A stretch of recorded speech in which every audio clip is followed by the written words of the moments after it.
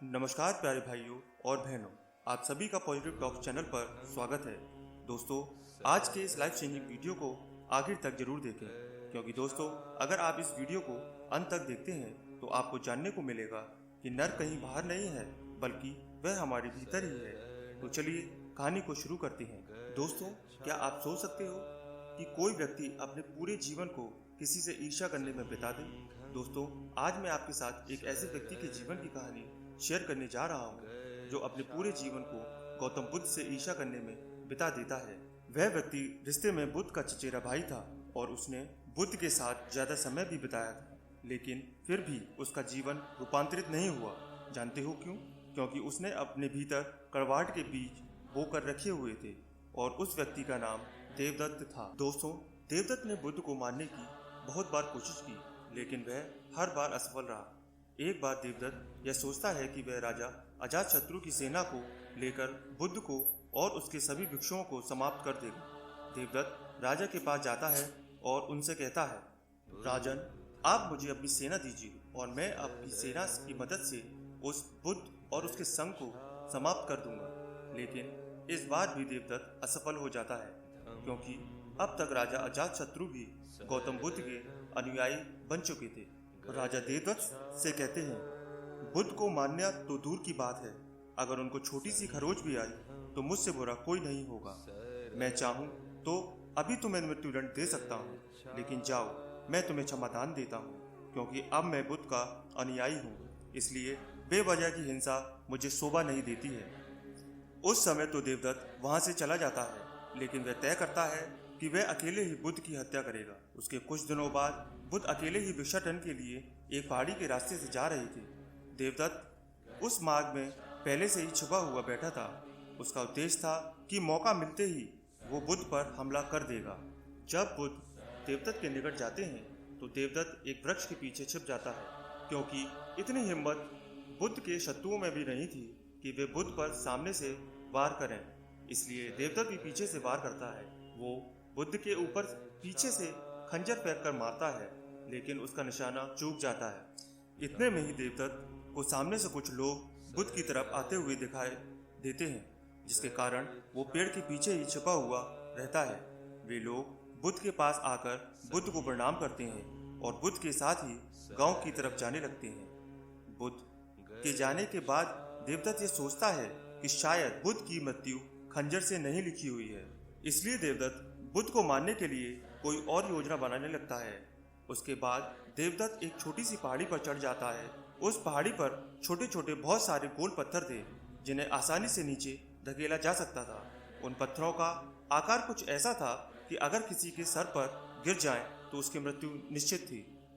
उस पहाड़ी के नीचे से आने जाने का रास्ता था और देवदत्त यह जानता था कि बुद्ध भिक्षाटन के बाद उसी रास्ते से वापस लौट आएंगे। इसलिए देवदत्त वहीं पर छिपकर बुद्ध के आने की प्रतीक्षा करने लगता है। कुछ समय प्रतीक्षा करने के बाद देवदत्त यह देखता है कि बुद्ध उसी पहाड़ी के नीचे से जा रहे हैं। बुद्ध को देखते ही देवदत्त पहाड़ी से नीचे पत्थर फेंकने के लिए तैयार हो जाता है।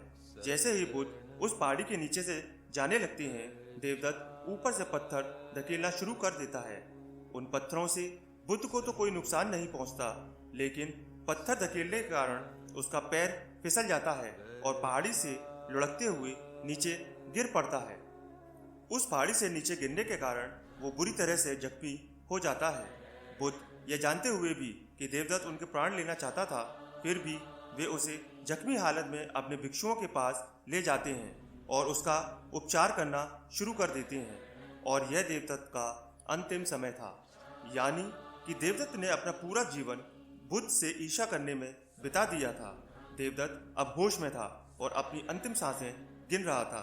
उसकी आंखों के सामने से उसका पूरा जीवन गुजर रहा था, लेकिन इस बार उसकी आंखों में पश्चाताप के आंसू थे और उसे अपनी गलती का एहसास हो रहा था। उसे अब यह बात समझ में आ रही थी कि जिसके वह प्राण लेना चाहता था, वही उसके प्राण बचाने के प्रयास में लगा हुआ है। देवदत्त की आंखों से अब आंसू निकल रहे थे और वो अब बुद्ध की तरफ देख रहा था। बुद्ध उसके शरीर पर लेप लगा रहे थे। देवदत्त रोते हुए और लड़खड़ाती हुई आवाज में बुद्ध से कहता है, मैं आपसे क्षमा मांगने के लायक भी नहीं हूँ और मैंने आपको बहुत क्षति पहुंचाई है। पर बुद्ध कहते हैं कि मुझे कुछ याद ही नहीं।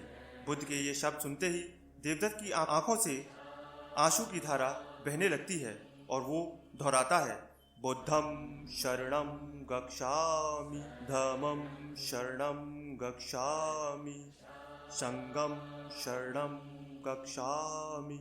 दोस्तों, बुद्ध कहते हैं बुद्ध, संघ और धर्म हर मनुष्य के अंतर में है और स्वयं को जगाने की क्षमता बुद्ध है। जगाने के बाद हम जिस पथ पर चलते हैं वह हमारा धर्म है। वह स्वयं के मन को एकांतरित करना यानी उसे केंद्रित करना संघ है। ये तीनों रत्न सभी लोगों के अंतर में है। उसके कुछ क्षणों बाद देवदत्त अपना शरीर त्याग देता है। दोस्तों, मैं आपसे पूछना चाहता हूँ कि देवदत्त ने जैसा जीवन जिया, क्या वह जीने लायक था? क्या नर्क किसी और जगह का नाम है?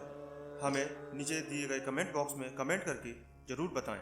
दोस्तों, वह अपना पूरा जीवन ईर्ष्या की आग में जला और अंत में उसे अपनी गलती का एहसास हुआ।